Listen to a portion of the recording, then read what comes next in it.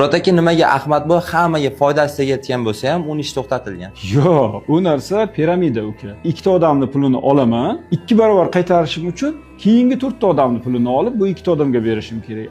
4 ta odamga pul berishim uchun boshqa 8 ta odamning pulini olib berishim kerak. Bu piramida qachondir baribir tugaydi.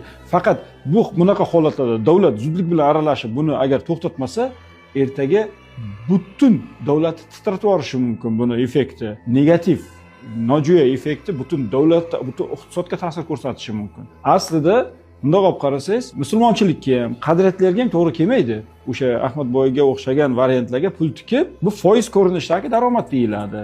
Men pul tikdim, 2x olaman degani. Ya'ni meni maqsadim pul tikaman, qachonlardir menga 2x qaytib keladi deb ishlamasdan boyib ketish orzusi. Unaqa bo'lmaydi hayotda. Tez kelgan pul tez ketadi va bu ko'proq kazinoga o'xshaydi.